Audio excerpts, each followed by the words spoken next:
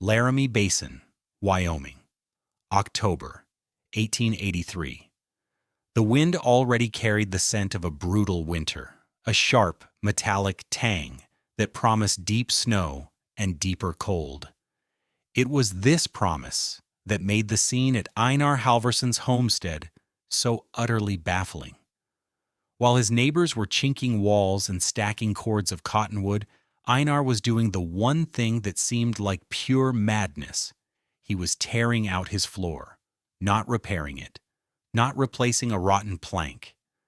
With a grim intensity that bordered on obsession, the quiet Norwegian was prying up every single board of the perfectly good tongue-and-groove floor he had spent the previous summer laying. His two small children, Lars and Solveig, watched from the doorway, their faces pinched with confusion. His wife Astrid stood with her arms crossed, a shield against the whispers that had already begun to snake through the sparse settlement. Silas Blackwood, the man who had built half the cabins in the basin and consulted on the rest, rode up on his gelding, reining in as he saw the growing pile of expensive lumber accumulating outside Einar's door. Silas was a man whose authority was written in sawdust and sweat. He understood wood, its strengths, its limits, its soul. What he was seeing felt like a personal offense. "Halvorson," he called out, his voice heavy with a disbelief he didn't bother to hide. "What in God's name are you doing? There's nothing wrong with that floor. I sold you that lumber myself." Einar stopped his work, leveraging a long plank free with a groan of drawn nails. He straightened his back, a tall, spare man whose movements were economical and precise. He looked at Silas, then at the gaping, dark earth exposed inside his home. "The floor is good," Einar agreed, his English clipped and deliberate. "But it is wrong." Silas dismounted, his boots crunching on the hard-packed dirt. He was a practical man, a man who solved problems with adzes and saws, not riddles. "Wrong? It's a floor, man. It keeps your feet off the dirt. What could be wrong about that?" Einar gestured toward the horizon, where the mountains were already capped in white. "Winter does not come from below, Silas. It comes from all sides. A wooden floor invites it inside for dinner."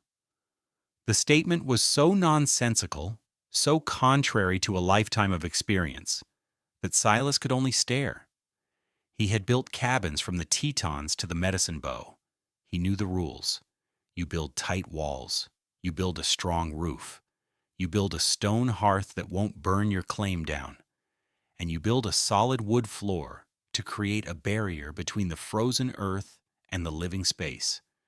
It was the fundamental grammar of survival. But Einar Halvorson wasn't just breaking a rule. He was meticulously dismantling the very foundation of established wisdom. And as Silas watched him start shoveling the dark soil out of his own home, he knew this wasn't just foolishness. It was a monument to a special kind of madness, a madness that would surely cost his family dearly when the killing cold of a Wyoming winter finally came to judge his work. The mockery had already started, and the first snows were still weeks away. The validation, if it ever came, would have to survive a trial by ice. If you're the kind of person who believes that old wisdom is sometimes the most radical innovation, then you'll want to see how this story ends. Subscribe to our channel, where we uncover one forgotten frontier technique every single week. Now let's get back to the story. The term for it settled over the community like an early frost. It started at the general store, a low murmured joke from Jedediah Miller, a man whose opinions were as frequent as they were loud. "Heard Halvorson's building a new kind of cabin," he'd said to a small gathering around the pot-bellied stove. "Got a new name for it. It's called a sandbox." A ripple of laughter went through the men. Halvorson's Sandbox. It was perfect. It was dismissive, slightly absurd, and it captured the childish folly of the whole endeavor. The name stuck. From that day on, Einar's homestead was no longer just the Halvorson place. It was the Sandbox. The name carried with it a payload of pity and scorn. Einar's history, had they known it, might have given them pause. He was not a farmer from the rolling fields of Norway. He had grown up in Bergen, a city of ships and sea, but his trade was not on the water. It was beside it, in the great roaring foundries that cast iron anchors and engine parts for the steamships that were changing the world. For 15 years, Einar had worked with heat, not the gentle domestic heat of a campfire, but the furious, elemental heat of molten metal. He understood furnaces, crucibles, and insulation on a level no carpenter could. He knew that the very same sand used to form the molds for 2,000-degree iron was also a masterful container of thermal energy. He had seen a sandbed hours after a pour, still radiating enough heat to warm a room. The cold didn't care about tradition, it cared about physics. This knowledge, however, was a world away from the Laramie Basin. Here, knowledge was measured in the rings of a tree, the heft of an axe, the tight fit of a dovetailed joint. Einar's expertise was alien, and therefore suspect. The criticism wasn't just public, it became personal. Astrid's own brother, Thomas Croft, came to visit, his face a mask of strained concern. He was a good man, a rancher, who had sponsored their passage and helped them secure their claim. His disapproval was not a weapon, but a heavy blanket of sorrow. He stood inside the half-dismantled cabin, the wind whistling through the exposed foundation. "Einar," he began, avoiding his brother-in-law's eyes, focusing instead on his sister. "Astrid, people are talking. They're saying you've lost your senses." Astrid's hands tightened in her apron. "Einar knows what he is doing." Her voice was a thin thread of defiance. "Does he?" Thomas gestured at the hole in the ground. "This looks like you're digging a root cellar in your living room. You have 2 children, Astrid. Solveig is just 5. What happens when the first blizzard hits? A wooden floor is the only thing between you and the frozen ground. You know what this looks like? It looks like you don't trust your own work, Einar. Like you're so afraid of the cold you're trying to bury yourself away from it." This was the deepest cut. It wasn't an accusation of foolishness, but of fear, of a failure of frontier competence. Einar, who had been methodically squaring the edges of the excavation with a spade, finally spoke. His voice was low and even. "This is not fear. This is physics." He looked at Thomas, his gaze direct and unwavering. "Your fire breathes from inside your house. It eats the warm air you paid for with your axe. My fire will breathe from outside. Your floor is a drum, letting the cold echo underneath. My floor will be a stone, holding the memory of the fire." Thomas just shook his head, the words meaning nothing to him. "A stone is cold, Einar. Everyone knows that." He turned back to his sister, his voice dropping to a pained whisper. "It is hard to be the town story, Astrid. Don't let his pride be the reason my niece and nephew freeze." He left a sack of flour and slab of bacon on the table, a gesture of aid that felt more like a vote of no confidence, and departed, leaving a profound silence in his wake. That night, the pressure finally cracked Astrid's composure. After the children were asleep in their small loft, she turned to Einar, her voice trembling. "He is right about one thing. It is hard to be the town story. At the store, the women, they stop talking when I approach. They look at me with such pity. They think you are endangering our children." Einar put down the tool he was sharpening and came to her. He didn't offer grand reassurances or dismiss her fears. He simply took her hand and led her to the edge of the excavation. "In the foundry," he said softly, "after we pour the iron, the sand mold glows for an hour. 6 hours later, you can still feel the warmth from a foot away. 12 hours later, The sand is still warmer than the air around it. It holds the heat. It does not forget. He squeezed her hand.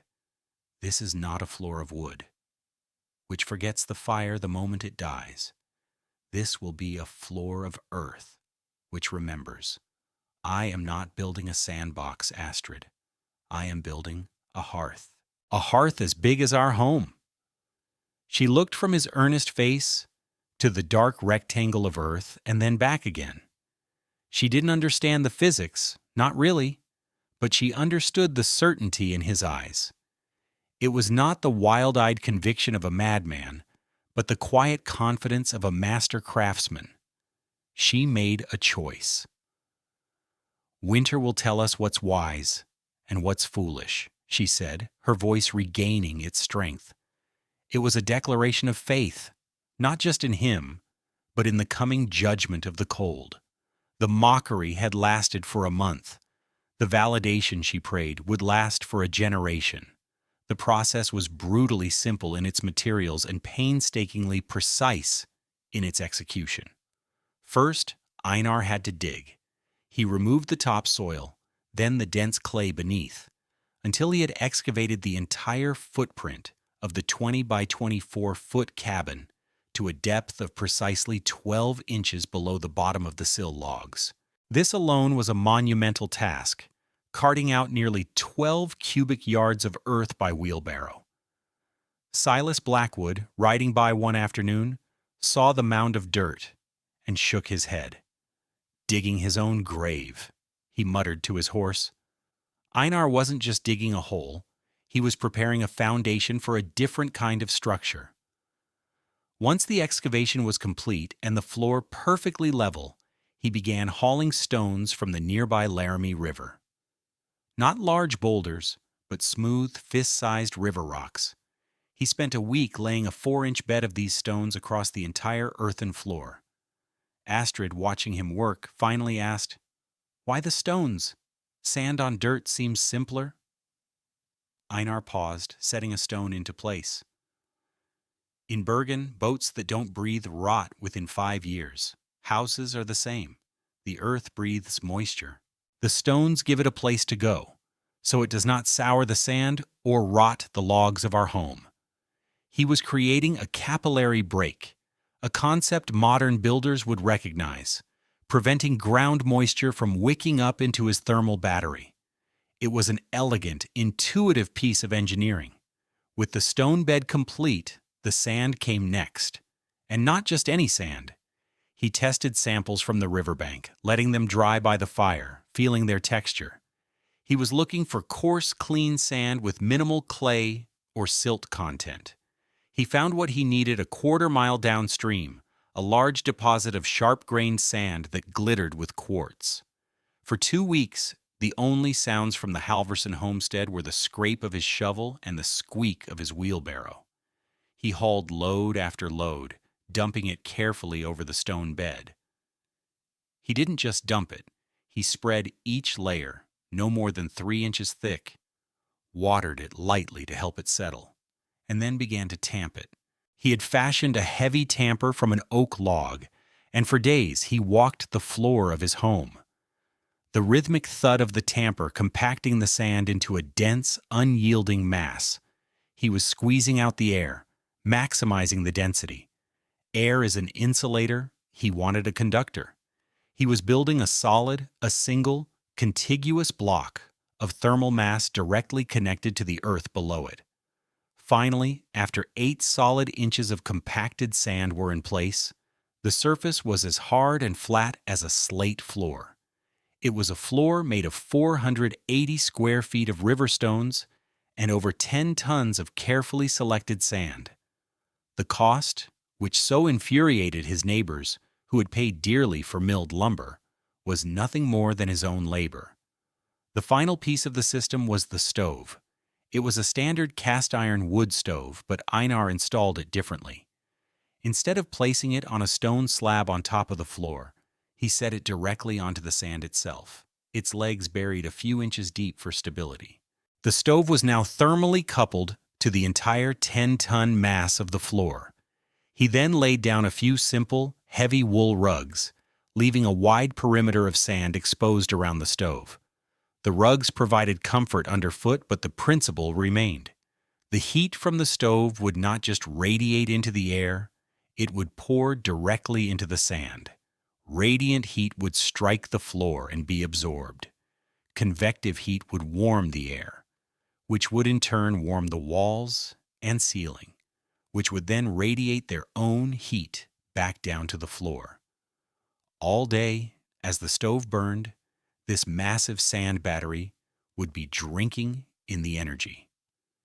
He explained it to Astrid and the children one evening as the first fire in the newly configured cabin crackled. "Think of this floor as a great black pot of water," he said, using a simple metaphor. "A wooden floor is a thin tin cup. You pour heat in, and it is hot for a moment.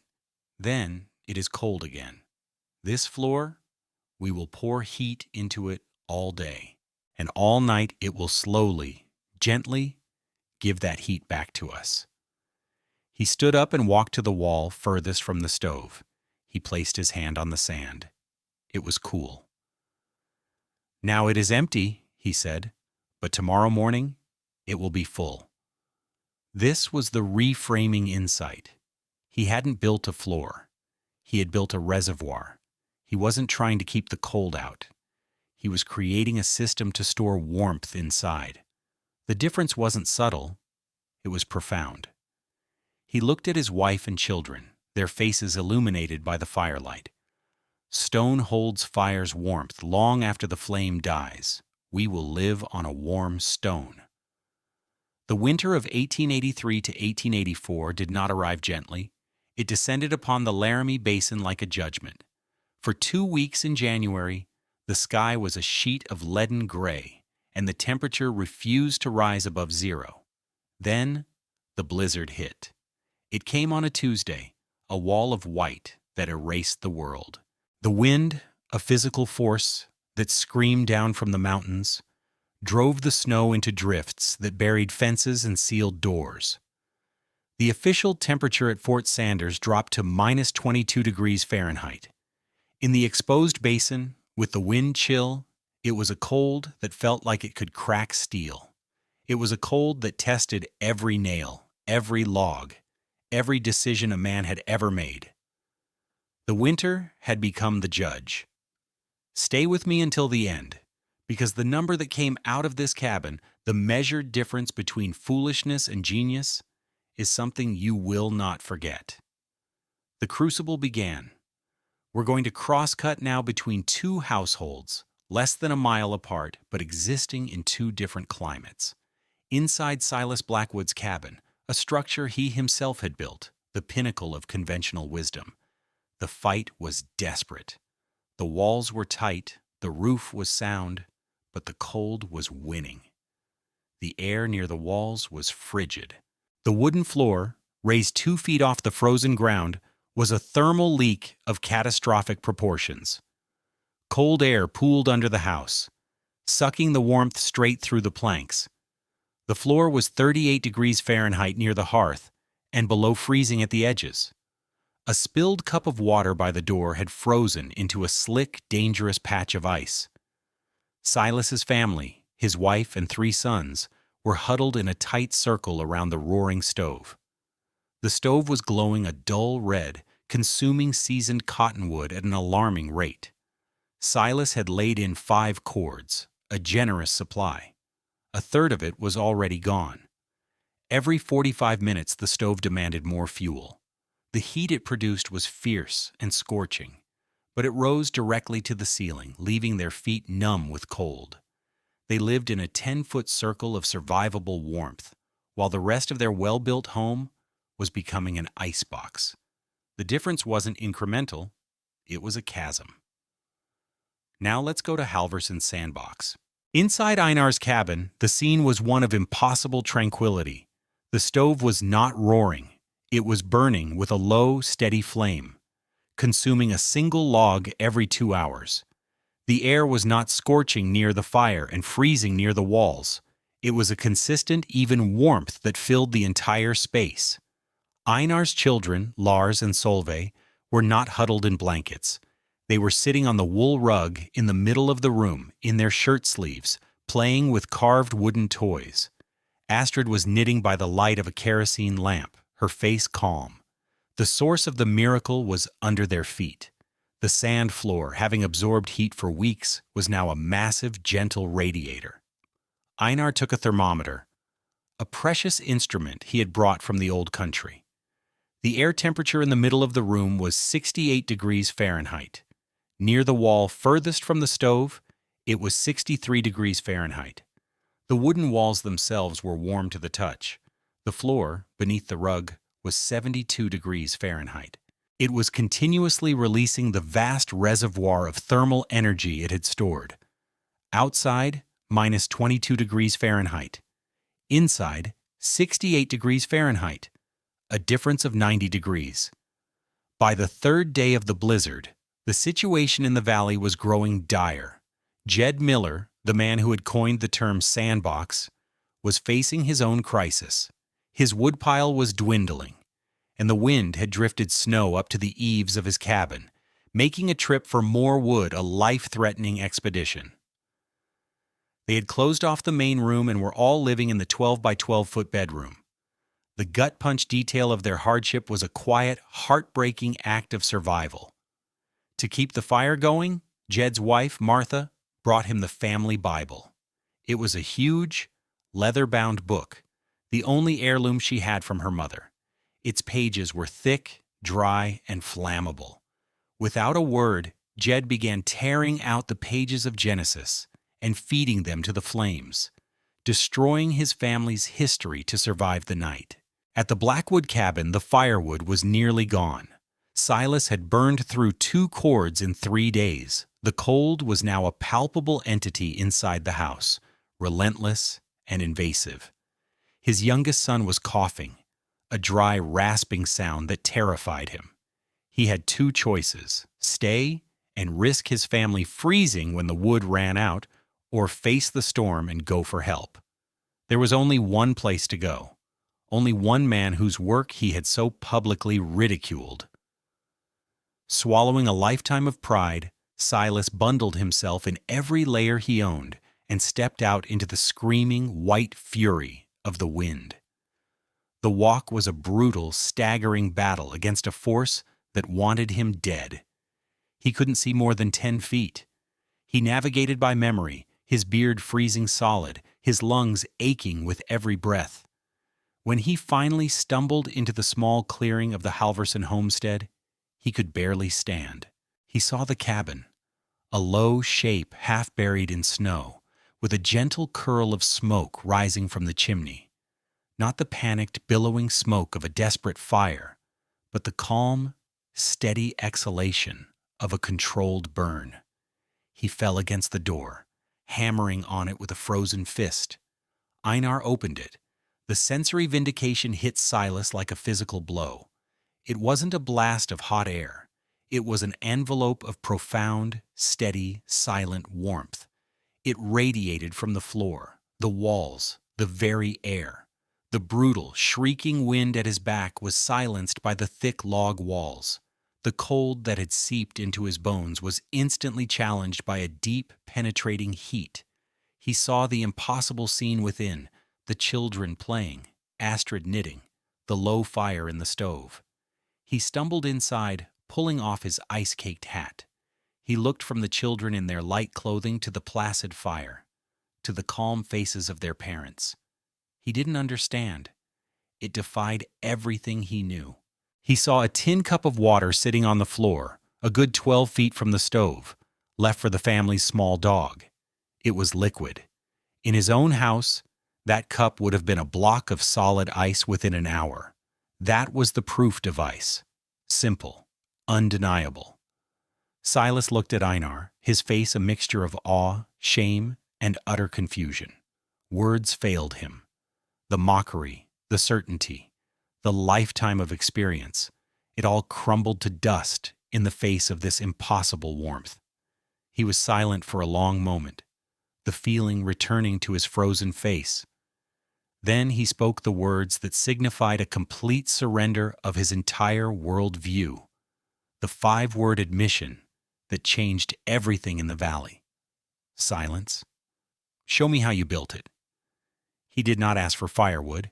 He did not ask for shelter for his family, though he knew it would be offered. In that moment, the craftsman in him overruled the father, the survivor. He had to know. He was a man who had been wrong, completely and fundamentally wrong, and in the warm, quiet cabin of the man he had mocked, his only instinct was to learn. When the blizzard finally broke after 5 days, the Laramie Basin emerged into a world of blinding white and crystalline cold. The landscape was scoured, reshaped. So was the social landscape of the settlement. The first visitor to the Halverson place was Silas Blackwood, not seeking shelter this time, but knowledge. He arrived with his own thermometer. He spent an entire day measuring, documenting, his initial awe transforming into a craftsman's deep, analytical respect. He measured the temperature of the sand at the center of the room, 72 degrees Fahrenheit. He measured it at the furthest corner, 65 degrees Fahrenheit. He measured the air temperature at the floor and at the ceiling. The difference was less than 5 degrees. In his own cabin, that difference was over 30. He calculated Einar's firewood consumption, less than a quarter of a cord over the 5-day storm. Silas had burned through nearly 2 full cords. The numbers were stark. They were undeniable. The physics never lies. The next Sunday, after the service, the community gathered outside the small log church. This was the forum where public opinion was forged. Jed Miller, his face gaunt from his family's ordeal, was telling a harrowing story of the storm. Silas Blackwood, the undisputed authority on building in the region, waited for him to finish. Then he stepped forward. "Jed's story is every man's story here," Silas began, his voice carrying over the small crowd. "My family and I, we were cold. We were desperate. We burned through wood that should have lasted a month." He paused, letting the weight of that admission settle. He was confessing a failure, not of his craft, but of his understanding. "Last night," he continued, "I went to Einar Halverson's place." A murmur went through the crowd. They were expecting a story of tragedy, a grim confirmation of their own judgment. His children were playing on the floor in their shirts.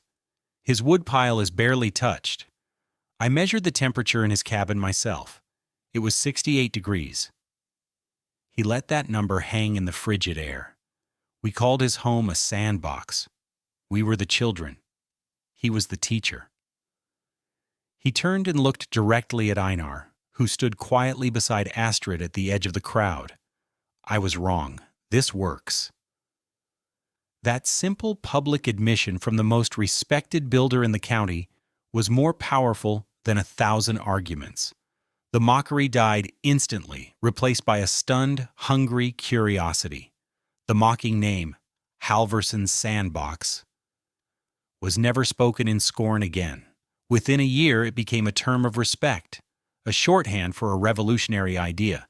The adoption was not immediate, but it was steady, driven by the memory of hardship. That spring, 3 families, including Thomas Croft, came to Einar, not with pity, but with questions. They came to learn. Einar, a man of few words, taught them with his actions, showing them how to dig, how to lay the stones, how to tamp the sand. He never once mentioned the ridicule he had endured. His vindication wasn't in their apology. It was in their imitation. By the winter of 1885, 7 cabins in the Laramie Basin had sand floors. By 1890, it was considered the standard for any new construction in the region. Travelers passing through remarked on the unusual comfort of the homes, the surprising lack of drafts, the astonishing efficiency of their firewood use. The idea spread, carried by word of mouth, becoming a piece of regional folk wisdom whose origins were eventually forgotten by many. What Einar Halverson had done was not an invention, but a brilliant act of knowledge cross-pollination. He took a principle from an industrial process, foundry casting, and applied it to a domestic problem. He understood something fundamental that his peers had missed. A house is not a barrier against the cold, but a system for managing energy. He wasn't insulating against the cold, he was storing the heat. This principle, thermal mass, is now a cornerstone of modern passive solar design and energy-efficient building. Engineers and architects use concrete slabs, stone walls, and phase-change materials to achieve the exact same effect that Einar achieved with river stones and sand. He was a century ahead of his time, not because he had access to advanced technology, but because he understood first principles. He saw the truth that the earth beneath our feet is not a threat to be held at bay, but an ally, a vast, stable reservoir of temperature that can be taught to absorb the excess heat of the day and give it back during the cold of the night. The frontier didn't reward what was traditional. It rewarded what worked. And in the unforgiving court of a Wyoming winter, Einar's Sandbox had proven to be a castle. A wise man doesn't fight the cold. He invites the earth to remember the warmth. If this story changed the way you think about a simple floor, please consider liking this video and subscribing for more stories of forgotten wisdom. And let us know in the comments, what's the coldest winter you've ever had to face? We read everyone. Disclaimer: this story is a fictionalized reconstruction inspired by historical building principles. The characters and specific events are created for narrative purposes. The engineering principles of thermal mass are real, but all construction should adhere to modern building codes and safety standards.